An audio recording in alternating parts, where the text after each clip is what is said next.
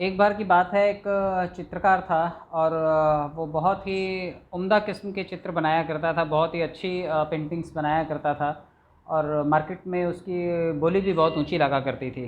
तो जब भी वो चित्र बनाता था, उसका एक छोटा बेटा था, वो उसको हमेशा ऑब्ज़र्व किया करता था। तो चित्रकार अपने बच्चे को ट्रेंड करना भी शुरू करता है, क्योंकि कोई भी आर्टिस्ट होता है या कोई भी प्रोफेशन में अगर कोई भी एक्सपर्ट है तो वो चाहता है कि उसकी नेक्स्ट जनरेशन भी उसमें एक्सपर्ट बने।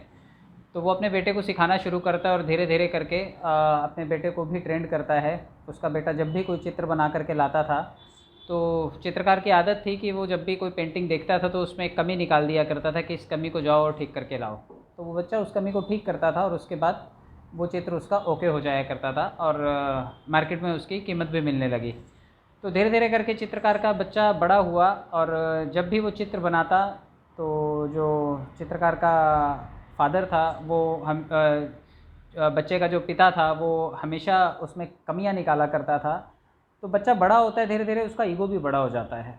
जब भी अब वो चित्र बना करके लाया करता और जब उसके पिताजी उसमें कोई नुक्स निकाला करते तो उसको गुस्सा आने लगता था। तो ये धीरे धीरे उसका बढ़ने लगा। लेकिन उस गलती के सुधार की वजह से उसके चित्र में हमेशा कोई ना कोई इम्प्रूवमेंट हो जाया करती थी और उसको उसकी कीमत मिला करती थी। और धीरे धीरे उसके चित्र बनने लगे और अपने पिता से ज़्यादा महंगे बिकने लगे। तो एक दिन उसे घमंड आ गया कि मैं अपने पिताजी से ज़्यादा अच्छे चित्र बनाता हूँ, तो मुझे अभी इनकी ज़रूरत नहीं है। और वो आकर के अपने पिता को कहता है कि मैं आपसे ज़्यादा अच्छे चित्र बनाता हूँ, मेरे चित्रों की कीमत भी आपसे ज़्यादा है, तो अब मुझे आपसे सीखने की कोई ज़रूरत नहीं है। मैं अपना इंडिपेंडेंट जा कर के काम करूँगा और मैं अपने चित्रों को खुद बनाऊँगा और मैं उनकी कीमत आपसे ज़्यादा वसूलूँगा। तो चित्रकार उसे जाने देता है, वहाँ पर रोकता नहीं है। तो थोड़े दिन तो चित्रकार का बुरा हाल रहता है, क्योंकि जो भी वो चित्र बनाता था वो मार्केट में उसकी कीमत तो मिल जाया करती थी, लेकिन थोड़े दिनों बाद उसकी वैल्यू डिग्रेड होनी शुरू हो गई। तो काफ़ी दिन हो गए, जब वो परेशान हो गया, उसके चित्रों की कीमत मिलनी कम हो गई, तो वो अपने पिता के पास लौट करके आता है और कहता है कि पिताजी, आप जानते हैं कि मेरे चित्रों की कीमत कम हो गई है, अभी मुझे क्या प्रॉब्लम है मुझे समझ में नहीं आ रहा। तो वो चित्रकार का पिता उससे बोलता है कि मैं ये जानता था कि तुम्हारे साथ ये होगा। तो वो कहता, आप कैसे जानते थे कि मेरे साथ ये होने वाला है?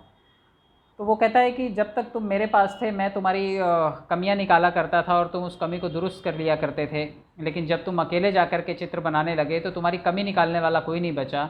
अब तुम मिस्टर परफेक्शनिस्ट बन करके काम किया करते थे, इसलिए तुम्हारे साथ ये दिक्कत हुई, क्योंकि परफेक्शन में करेक्शन ज़रा मुश्किल होती है। तो उसको, चित्रकार के बेटे को ये बात समझ में आ जाती है कि मुझे जो आलोचना किया करते थे पिताजी, या जो मुझे कमियां बताया करते थे, वही कमियां थी जिसकी वजह से मैं ग्रो हो रहा था। तो अचानक मैंने इन कमियों को देखना बंद कर दिया, इसलिए मेरी ग्रोथ जो है वो स्टक हो गई। तो स्टोरी यहीं ख़त्म हो जाती है। मैं आपको समझाना चाहता हूँ कि जब कोई आलोचना करता है तो उसका घर आसपास ही होना चाहिए, आपके पड़ोस में ही होना चाहिए, क्योंकि वो हमें ये बताता रहता है कि हम में क्या सुधार करना बाकी है। तो आप, निंदक जो है वो हमेशा पड़ोस में ही होना चाहिए, ये कहावतों में भी कहा जाता है। तो आप लोग किसी भी आलोचना करने वाले से परेशान ना हो, ना ही नाराज़ हों और ना ही आप अपने ईगो को बूस्ट करें, बल्कि आप उसे एक लर्निंग लेसन की तरह लें, क्योंकि वो आपको ये बताने की कोशिश कर रहा है कि आप में क्या कमी रह गई है, उसका सुधार करना है आपको।